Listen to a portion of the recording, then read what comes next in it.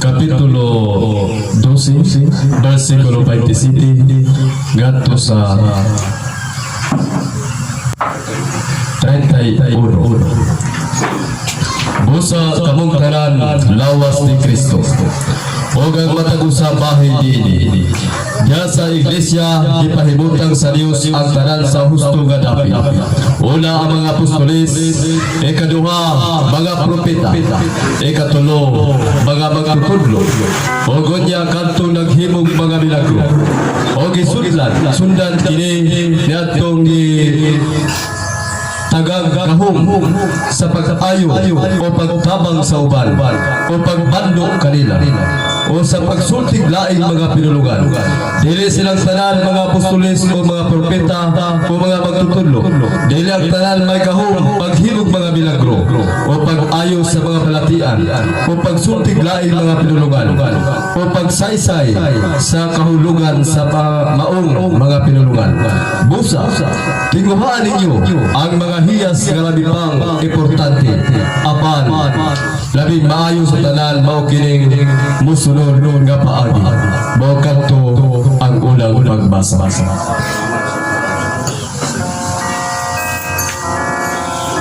Pagkita na to atong pagkikait sa susa. Peace with you. Ang kalinaw magkaubad ka ninyo. Advance Merry Christmas. Magapo kita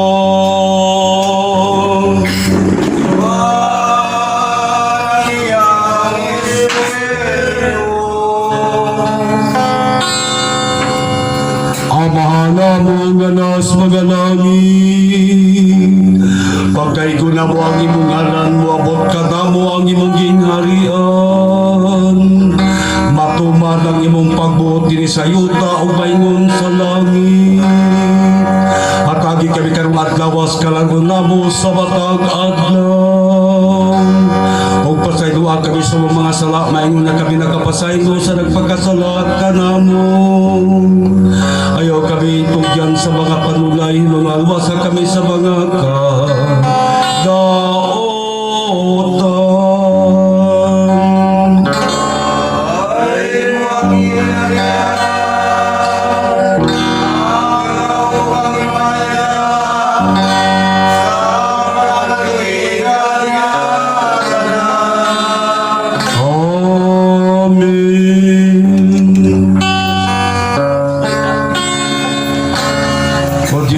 Diyos, magbubuhat mo pangangguhan.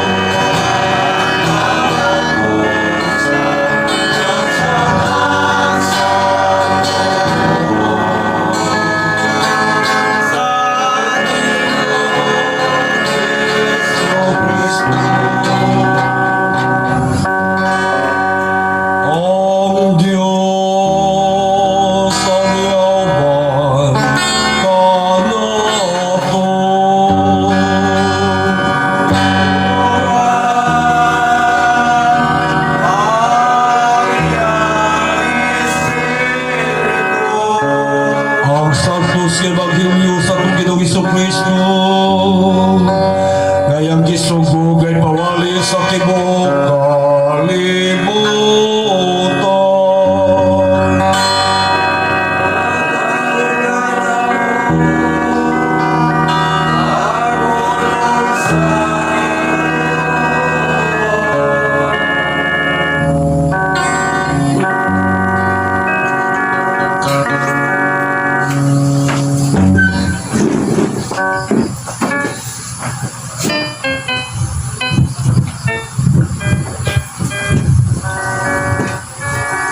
Ang Santos Evangelio atong pagkakutol sa sinulat ni San Mateo Kapitulo 16 versikulo 18 gikan sa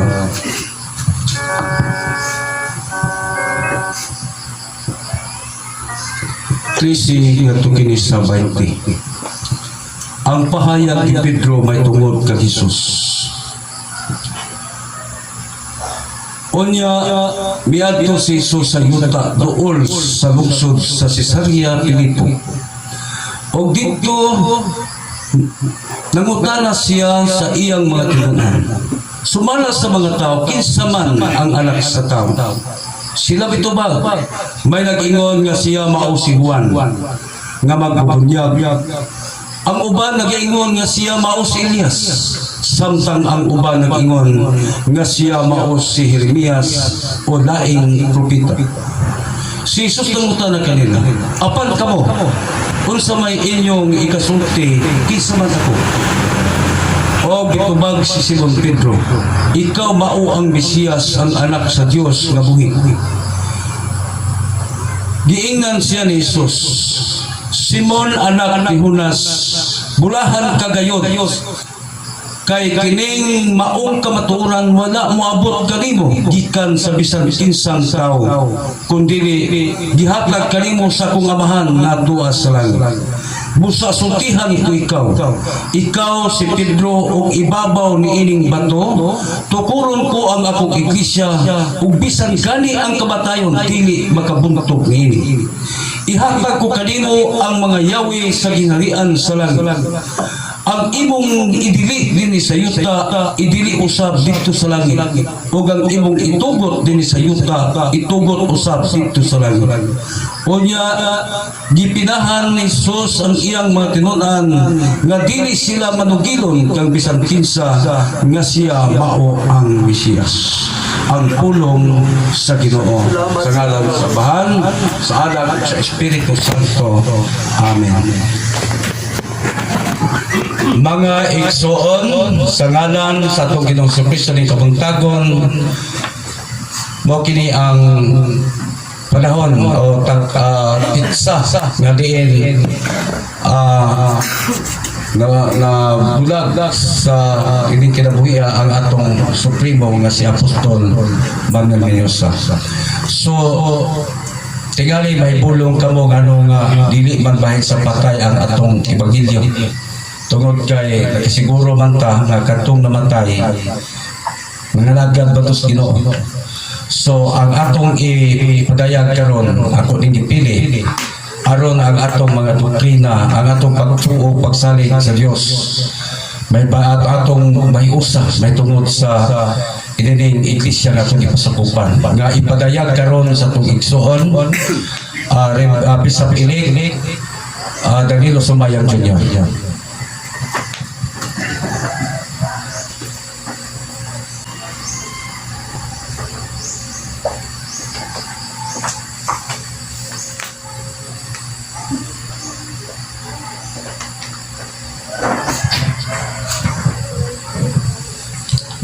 Sa ngalan sa Iglesia, ang Lawas Church na Body of Christ, naningtag na sa buntag mga minahalago ng mga kaigsunan, atong paragiusahan ang una nga pagbasa o ang ikaduha nga pagbasa nga mao ang Ebanghelyo sa ating Ginoong Jesucristo. Apan sa dili ako mupadayon sa pagsaysay mga minahalago ng mga kaigsunan, ang Espiritu sa ato ang Supremo Obispo, Apostol Bonifacio Limosnero Ogol, Apostol May Buntag, ingusap sa mga kaobispuhan, mga kaparian, mga diakono ug diakonisa, mga kapasan, ilabi na sa tanang sakop sa iglesia ang lawas ni Kristo. May buntag na natong tanan. Ang sus ebanghelyo ninigtag na sa buntag mga igsoon, ang mahitungod sa pagtukod sa tuang Ginoong Hesukristo sa iyang kaugalingon nga iglesia. Hindi ulit sa ating alaman na ang ating Panginoon ay nagtatag ng kanyang sariling iglesia. Ayon sa Mateo 16, ang nakasulat sa sinuhano, Bosa sultihan ko ikaw si Pedro, o sa babaw ni ining bato, tukuron ko ang akong iglesia, o bisan gani ang kamatayon, dili kayo magabundog nini. Atong bantayan mga minagnako nga mga kaigsunan, nga nga tuang Ginoong Hesukristo nagtukod og iyang kaugalingong iglesia. Ingon siya, tuturon ko ang akong iglesia. Moray atong bantayan mga igsoon. Wala siya maingon, tukuron ko ang akong mga iglesia. Kundi iyang gipasabot igsoon singular, tukuron ko ang akong iglesia. Kanang pulong akong iglesia, usa lamang ka grupo ang gitukod sa ato ang Ginoong Hesukristo. Busa sa buntag mga igsoon, atong isaysay ang ato Ginoo sa iyang iglesia. Una, sa di pa nako isaysay mga igsoon, sa pagkadungog na ato iglesia, unsa man